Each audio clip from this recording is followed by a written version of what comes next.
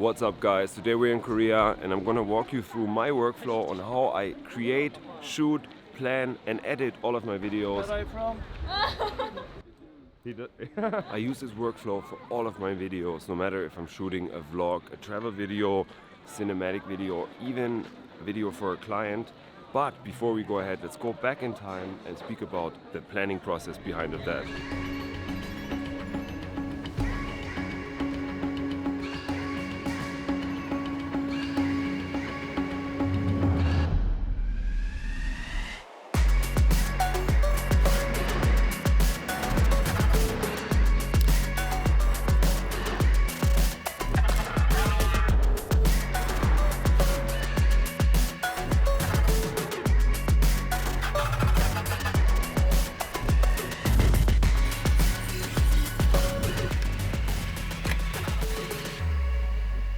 In order to streamline your workflow and make everything 10 times faster and more efficient, you gotta do some pre-planning before you arrive at the actual shooting location. I know it sounds a bit boring, but it will make everything significantly faster later down the line when you're shooting and editing your video. The first step in my workflow is researching a topic. Before you even start filming, it makes sense to ask yourself the question, what is the reason for making the video? Because the last thing you want to do is have no reasons and then waste your viewers' time for like 15 minutes and they'll never come back to your channel.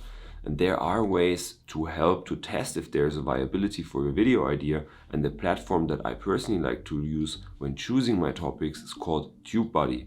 They haven't sponsored this video or anything, but it only costs like $2 per month to get access to their keyword research tool, and that determines whether there is search interest for video ideas that I have, or in other words, whether people are actually interested in your ideas. The next stage I like to call brainstorming and scripting, and this part is also very important because if you are planning well, then it's easier to capture with intent and speed up the entire workflow. Now, after I figured out my topic, I tend to create a form of talking points or like kind of like a loose script that eventually gets accompanied by a shot list.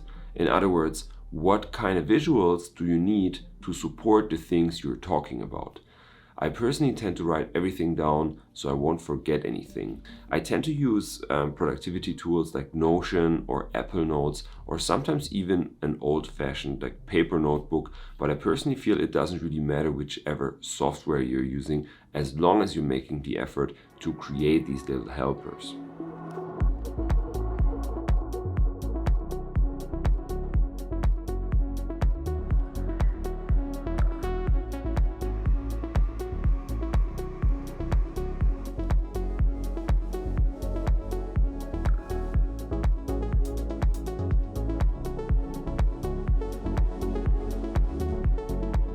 Okay, so after I figured out what I want to talk about and what kind of shots I need, I'll start packing my gear based on the requirements of the specific video.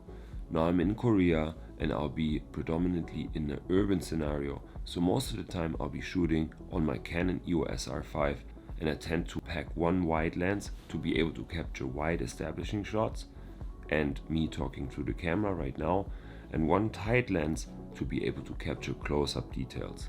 I also brought my drone to get some aerial footage and an external microphone to get better audio, and I always like to bring a mini tripod in case I need to rest my camera somewhere. I always try to streamline everything so it fits into a single camera backpack, and for shorter trips I like to use the Peak Design 25 everyday backpack. For longer trips I like to use the Peak Design 45-liter travel backpack. Now you might notice that there is no gimbal included in that list. And that's because I tend to leave that at home, because most of the time I find them extremely inconvenient and I really don't like to use them that much. Now before we go to the next tips, let's head out and explore the city a little bit.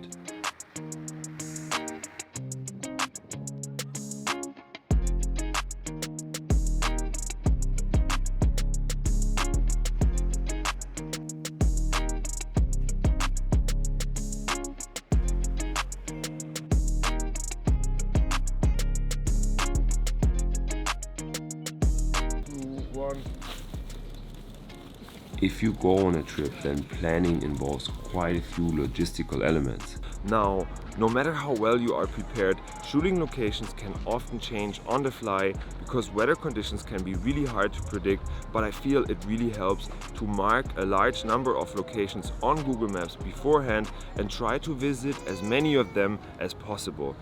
That way I have a custom map and I won't overlook any photo locations.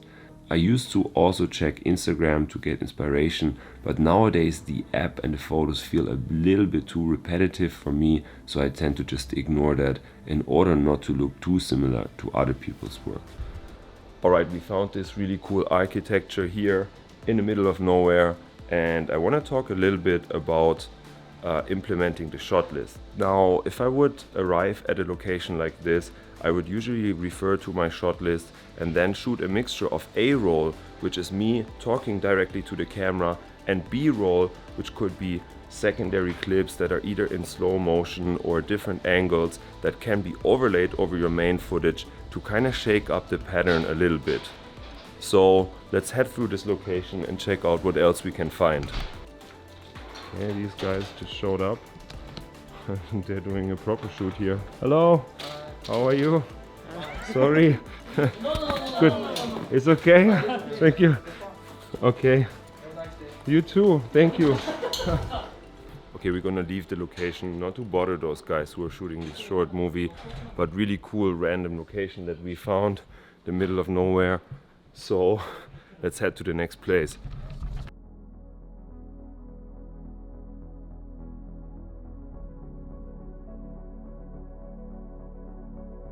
The next tip is brought to you by my friends over at ARTLIST.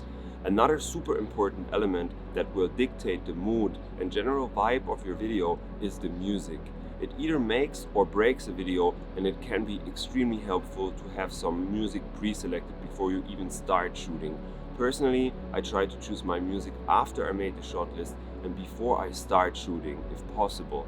My go-to choice is usually ARTLIST, who are a supporter of my channel and who were kind enough to make today's video and this trip possible. Being a YouTuber is not easy, and I really appreciate being able to work with awesome brands that I believe in, such as ARTLIST. In case you haven't heard of them, they are a music licensing platform that offers you unlimited downloads for your videos. Their choice of music is really cool if you're into cinematic visuals and storytelling. In case I don't have sufficient time to pre-select their tracks at home, I can also access their platform from my mobile, which is super convenient. In case you're interested in getting a subscription to a music platform like ARTLIST, good news, it's quite affordable. Their creator plan starts at $9.99, which got you covered for all social media platforms.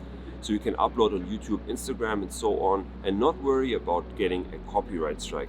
But it doesn't stop with only music. ARTLIST Max is a brand new service that adds stock footage, presets and other convenient editing assets for a few dollars extra. In fact, I have supplemented the intro section of this video with a hyperlapse I found on ARTLIST Max because I didn't have time to shoot this myself. If you do client productions, then I recommend the Pro plan because that allows you to use their music in productions and even issue a license to somebody else. We're gonna meet a really awesome model and shoot some portraits, so let's go. I always like to include interesting subjects in my videos. That's why I contacted an amazing local model on Instagram, and while I'm waiting for her here, I wanted to talk about the next tip, which is about shooting photos and a video thumbnail.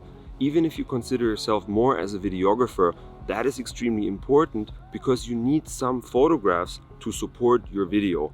And ideally, you want to capture images that can explain the majority of your video in one glance. I consider myself a hybrid shooter who likes to take photos and videos, and that means during the actual shooting process, I like to switch around between photo and video modes all the time, so make sure you don't neglect the photos in your planning process. And this is my friend Irina. Hi. Hey, so let's see what we can do and explore this place a little bit. All right, so we're trying to get some of these things and we're gonna ask somebody to throw that. So we have these in the air. It's gonna look really cool.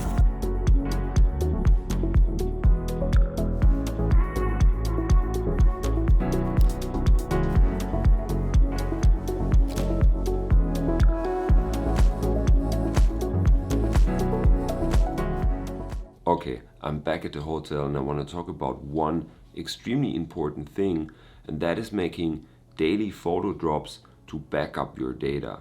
Nothing is worse than having a full memory card or even losing your footage, so you have to have a bulletproof system in place. I personally like to make a data drop every night I return to the hotel, and basically the way I like to arrange the folders looks like: number one, I call it like day one with a short description of the location, so let's say day one Seoul, and then I create subfolders within those daily folders that go by the name of the device. So for example, Canon R5 or Mavic Pro. That way I don't mix up the footage and I can easily locate things later on. Okay, now after you've shot everything you need for your video, it is time to edit. Firstly, you gotta be ruthless. Like, don't fall in love with all of the footage you shot. Just choose the best part that contribute to the story and get rid of the rest. The second tip is about file organization. Remember the way we have arranged the footage in the daily data drops? We are going to advance upon that and color code the footage by the type of device. So for example, I like to create bins for each camera type, and then I like to color code them so I can easily recognize them on the timeline later. So as an example, I have a folder which is called Mavic 2 Pro, and this is obviously drone footage. So I'm going to drag that into the bin and then assign one color to that.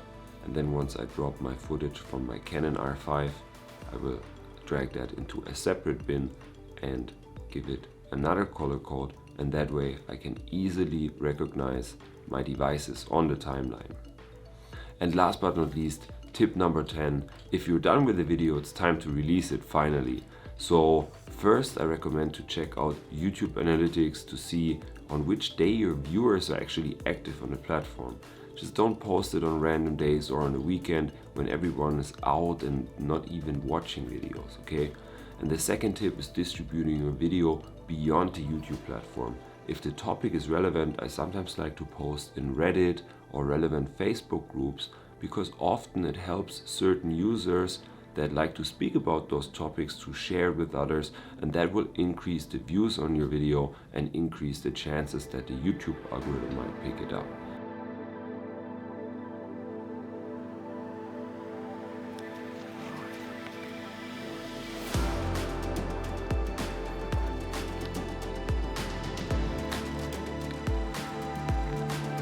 Guys, we made it to the top. We are at this beautiful peak overseeing the entire city, and we initially came here on our last day to fly the drone and get some aerial footage of the city, but unfortunately there is a military base right over there, and there's 100 different warning signs and CCTV, so I think we would get in trouble otherwise. But no problem, we're setting up the camera right now to shoot a time lapse, and I think it's gonna be an amazing sunset. We're gonna see how the city will light up, and thank you so much for watching. I hope you enjoyed and learned something new. If you haven't, feel free to subscribe, and I'll catch you guys on the next video.